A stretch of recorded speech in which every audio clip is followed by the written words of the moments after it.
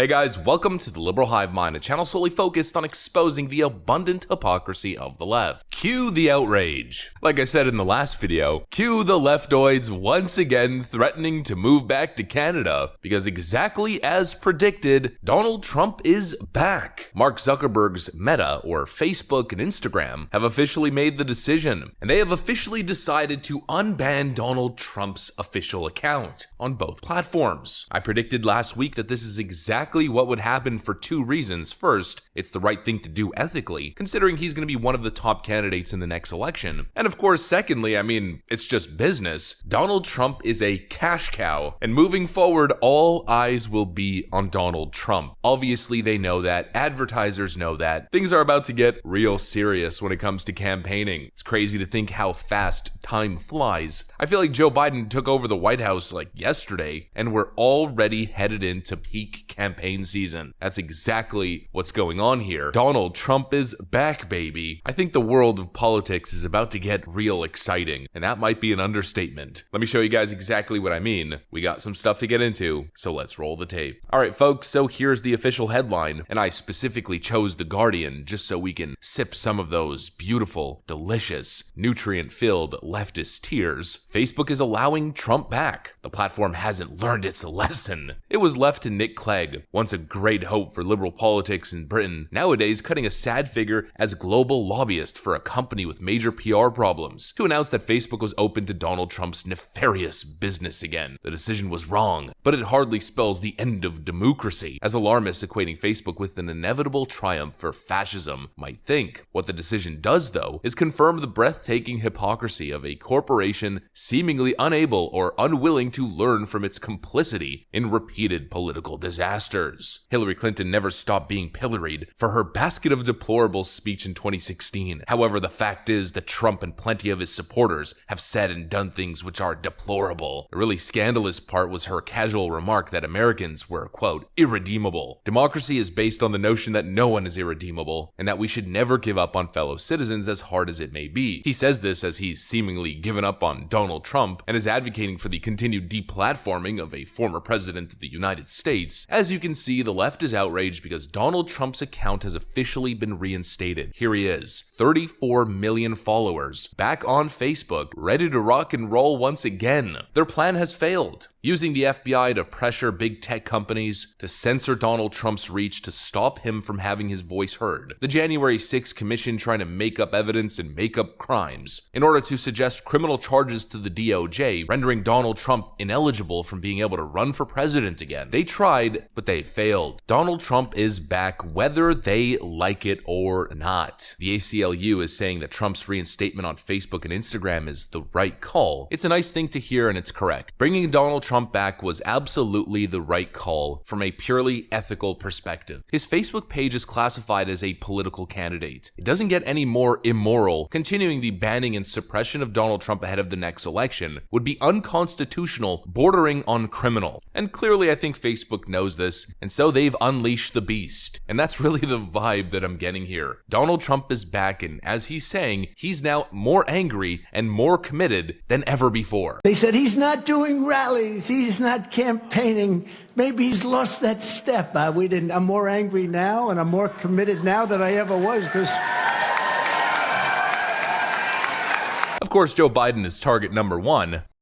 this campaign will be about the future. This campaign will be about issues. Joe Biden has put America on the fast track to ruin and destruction, and we will ensure that he does not receive 4 more years. We had a tremendous period of time. We had a tremendous thing happening just 2.5 years ago. And I'm already starting to get flashbacks. Rosie O'Donnell's 2016 PTSD must be flaring up again, because Donald Trump is starting his 2024 campaign the same way he started his 2016 campaign. And they're coming from prisons, and they're coming from mental institutions, and they're coming from a lot of bad places that it's going to cause us a lot of problems, and we have to get that straightened out. We have to get it straightened out fast, and we have to remove a lot of people very, very fast, because we can't have what they're sending. They're sending people that are killers, murderers. They're sending, frankly, terrorists, or terrorists are coming on their own, and we can't allow this to happen.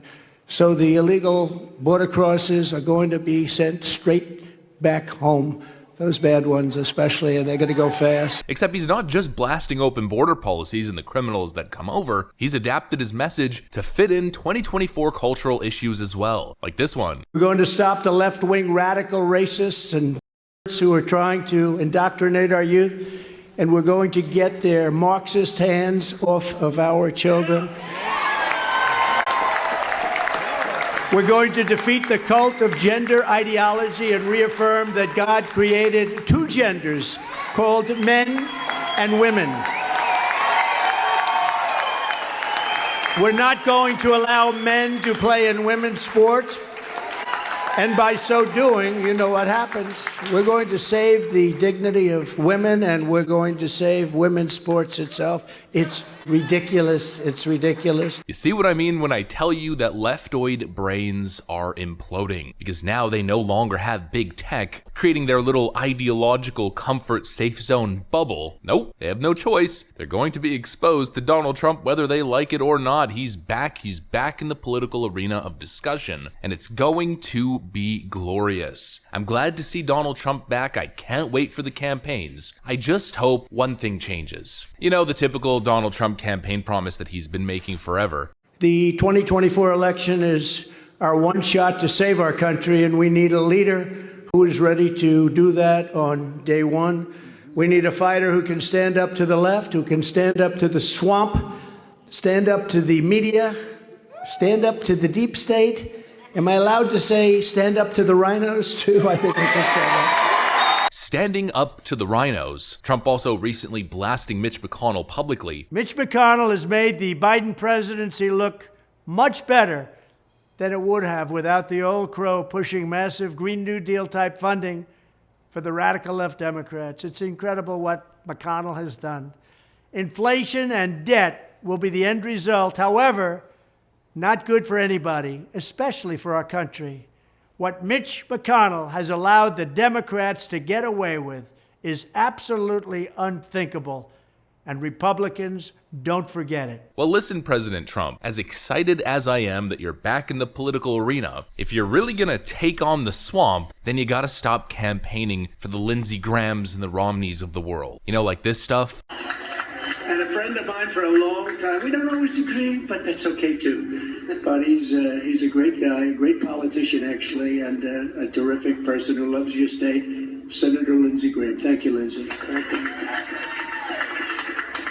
Or this tweet from back in 2018. Mitt Romney has announced he's running for Senate from the wonderful state of Utah. He will make a great senator and worthy successor to Orrin Hatch, and has my full support and endorsement. Now that tweet of course is a little bit old, but the reason I bring it up is because after Ronna McDaniel, or rather Ronna Romney McDaniel, recently got re-elected as the chairwoman of the RNC, Trump released this statement on the 27th of January, 2023. Congratulations to Ronna McDaniel on her big win as RNC chair. The second portion of his Truth Social statement I cannot read on YouTube, so we'll have to redact it. If the swamp is really gonna be drained, then you gotta go full Geodis-based savage mode, and you cannot be playing this strategic diplomatic game with these GOP neocons who hate you and are actively working to destroy you and sabotage your campaign efforts after they sabotaged your presidency for 4 years. So you know the good, the bad, and the ugly. Most of it, of course, is good. Donald Trump is back. Leftoids are screeching. That's how you know positive things are happening. I think Trump is going to be back and possibly better than ever. I know a lot of people are counting him out and saying that he's gone weak, he's gone soft, it's not the same energy. I'm not so sure. I think the public political battle hasn't even begun to start. It's really starting right now as Donald Trump's accounts are being reinstated, and supposedly there's reports that he's coming back to all of his social media accounts. Clearly you can tell he's ramping up to get back on the campaign trail. I think things are going to get quite exciting moving forward, and I wouldn't count him out just yet. Like I said earlier, if leftoids are screeching, well then good stuff is probably brewing, and Donald Trump being back is certainly a breath of fresh air after the last 2 years of sleepy, creepy, bumbling piss pants Joe Biden. That's what I got for you guys. Hopefully you enjoyed it. If you did, make sure to leave a like and possibly subscribe to the channel if you guys are up for it. Thanks for watching, and I'll see you on the next one.